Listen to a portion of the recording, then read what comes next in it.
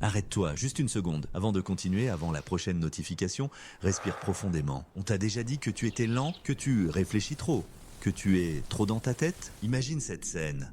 Tu es en réunion ou avec des amis. Une question est te posée. Autour de toi, les réponses fusent, presque instantanément. Toi, tu restes silencieux. Pas parce que ton esprit est vide, au contraire, il est plein. Il est en train de travailler à une vitesse vertigineuse. Tu vois les nuances que les autres ignorent, les conséquences possibles, les liens cachés entre les idées. Cette sensation ne se limite pas aux conversations. Un supermarché peut te sembler assourdissant. Les lumières, les sons, les choix. Après une fête, tu n'es pas juste fatigué.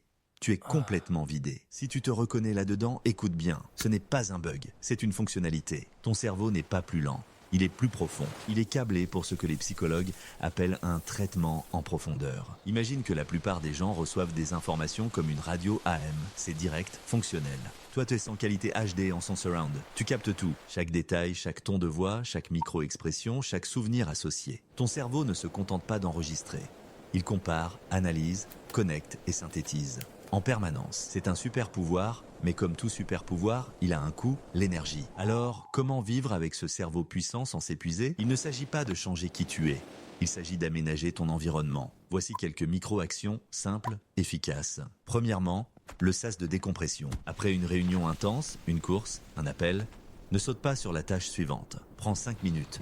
5 minutes de silence complet, sans téléphone. Imagine que ton esprit est un verre d'eau rempli de sable. Le silence, c'est le moment où tu le poses et laisses le sable se déposer. Deuxièmement, l'observation délibérée. Quand tu te sens submergé dans un lieu bruyant, ne lutte pas. Ancre-toi. Pendant 30 secondes, concentre-toi sur un seul détail. La texture du bois de la table, la façon dont la lumière frappe un verre. Ton cerveau, qui cherchait à tout analyser, reçoit une tâche simple et concrète. C'est un soulagement instantané. Troisièmement, la réponse différée. Tu n'es pas obligé de répondre tout de suite, jamais. Entraîne-toi à dire « Laisse-moi y réfléchir, je te reviens là-dessus ». C'est une phrase magique.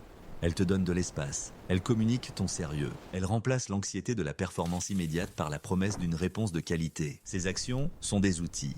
Mais le changement le plus puissant n'est pas une action. C'est un changement de perspective, un recadrage. Le mot « lent » n'est pas une vérité, c'est un jugement. C'est un jugement inventé par un monde obsédé par la rapidité, pas par la pertinence. Alors voici le conseil le plus important de tous. Change le mot, remplace lent par profond. Essaie. Dis-le à voix haute, je ne suis pas lent à répondre, je suis profond dans ma réflexion. Je ne suis pas lent à décider, je suis profond dans mon analyse. Je ne suis pas lent à agir, je suis profond dans mon intention. Ta lenteur n'est pas un manque de vitesse, c'est une abondance de traitement. Tu n'es pas une barque qui peine à avancer. Tu es un sous-marin d'exploration qui se déplace lentement parce qu'il cartographie les fonds marins dans une résolution stupéfiante. Le monde de la surface ne voit que ton sillage discret. Ils n'ont aucune idée de la carte que tu es en train de créer. Alors la prochaine fois que tu sentiras cette impatience, que ce soit la tienne ou celle d'un autre, souris intérieurement. Rappelle-toi du sous-marin. Ton rythme n'est pas une erreur, c'est ta nature. Honore-la. Protège-la, utilise-la. Le monde a déjà assez de penseurs rapides. Il a désespérément besoin de plus de penseurs profonds.